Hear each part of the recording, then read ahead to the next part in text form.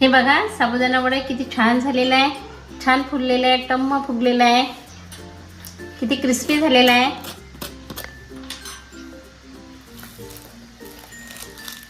हे बघा आतून किती सॉफ्ट झालेला आहे, छान फुललेला आहे। चला तर आता याची रेसिपी बघूया। घेतला आता पाण्याने धुवून घेऊ आपण। याच्यामध्ये काही कचरा वगैरे असते, धूळ असते, हलक्या हाताने धुयाचा।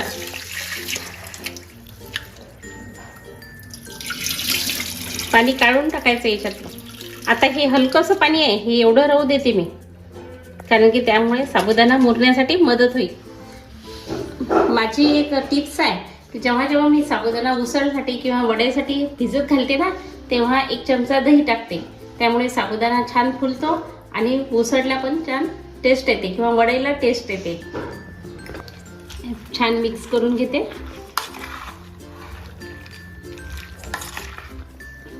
मस्त 3 तास भिजत ठेवते। साबुदाणा वडा करण्यासाठी मी हा साबुदाणा भिजत ठेवला होता। हा छान भिजलेला आहे, बघू शकता तुम्ही किती छान मुरलेला आहे हा। आता याच्यामध्ये 3 बटाटे मी उकळून घेतले होते। हा बटाटा मी खिसला होता। आता जसा लागल तसा मी टाकते। बटाटा जास्त झाला साबुदाण्यामध्ये तर बटाटा जास्त तेल पिते, तेलकट होते, आणि कमी झाला तर बँडिंग छान येणार नाही। हे छान मिक्स करून घेत आहे। आवश्यकतेनुसार बटाटा किसून टाकायचा याच्यामध्ये, उकडून किसून। हे बघा अशी बँडिंग आली पाहिजे, जास्तही नाही झाला पाहिजे, कमी नाही झाला पाहिजे। हे 5 वाटे साबुदाणा होता तर ते त्यात मी 3 बटाटे उकडून घेतले होते, ते पूर्ण लागले मला। जेव्हा साबुदाणा भिजत घातला होता तेव्हा मी 2 चमचे दही टाकलं होतं। आता याच्यामध्ये 3 चमचे दही टाकते, त्यामुळे खूप छान चव येते। आता शेंगदाण्याचं कूट टाकते। शेंगदाणे भाजून याचं कूट केलेलं आहे। अंदाज घ्यायचा, जास्तही नाही झालं पाहिजे, कमी नाही झाला पाहिजे। सध्या अर्धी वाटी टाकलं। थोडंसं साबुदाण्याचं पीठ आहे, पोहे खायचे 3 चमचे आहे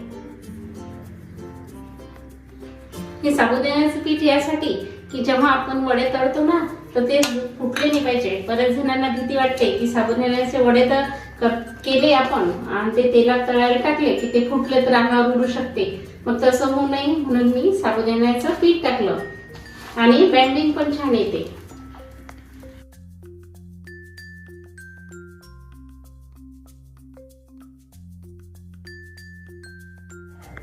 आता 1 छोटा चमचा जिरं टाकते। हे लाल तिखट घेतलं, लाल तिखट टाकते। आवश्यकतेनुसार टाकायचं, जसं तिखट लागेल तसं। कमी लागते, कोणाला जास्त लागते, तर मी हे एवढं टाकते 3 चमचे। आणि हे उपासाचं सेंदव मीठ घेतलं मी, बरेच जण साधं मीठ खात नाही।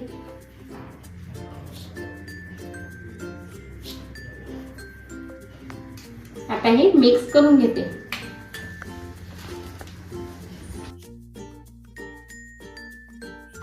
आता हे साबुदाण्याचं पीठ आपण फक्त 3 चमचे टाकलं। जर जास्त टाकलं तर वडे कडक येऊ शकतात, नरम येणार नाही। तर जेवढं पाहिजे तेवढंच टाकायचं, प्रमाण लक्षात ठेवा। माझे हे वडे टिप्स एक मी तुम्हाला सांगत आहे। माझी महत्त्वाची टिप्स म्हणजे वडे करताना एकदम गोळा तयार नाही करायचा, ते हे असंच मोकळं ठेवायचं आणि एक वेळ करून पाहायचा की वड्या जमते की नाही जमत। आता मी करून पाहते, बघा तुम्हाला दाखवू शकते की हे वड्यासाठी सारण तयार आहे। हे बघा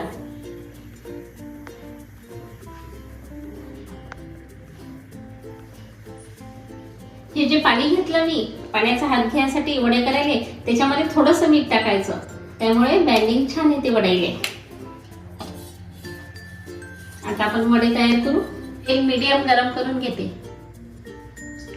पाण्याचा हात घ्यायचा आणि हाताने पाणी लावायचं आणि वड्या जेवढ्या करायचं तेवढं सारण हातात घ्यायचं आणि गोल करून त्याचा वडा कसा थापायचा ते मी सांगते।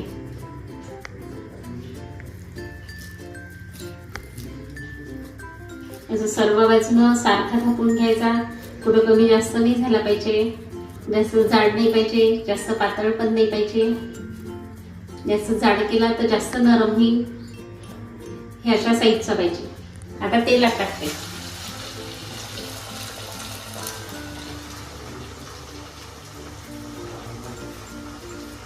अजून एक बनवते.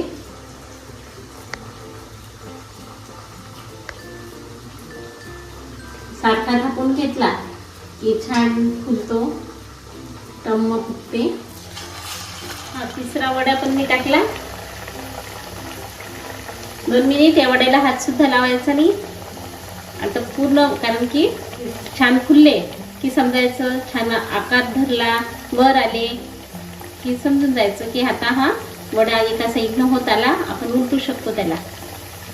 गॅस मिडियमवरच ठेवायचा.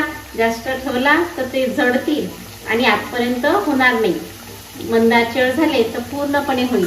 हे बघा, हे वड्यानं पूर्ण आकार धरलेला आहे.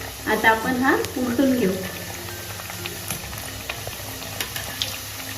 मंद आचेवर तळून घ्यायचा.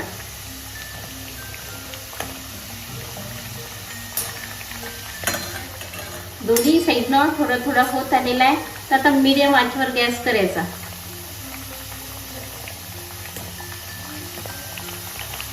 छान टम्म फुगलेला आहे, पाहू शकता तुम्ही. छान गोल्डन कलर झालेला आहे. सगळे वडे टम्म फुगलेले आहे. आता हे मी काढून घेते. तुम्ही बघू शकता किती छान झालेले आहे. क्रिस्पी झालेले आहे. याचा आवाज सुद्धा येऊन राहिलेला आहे.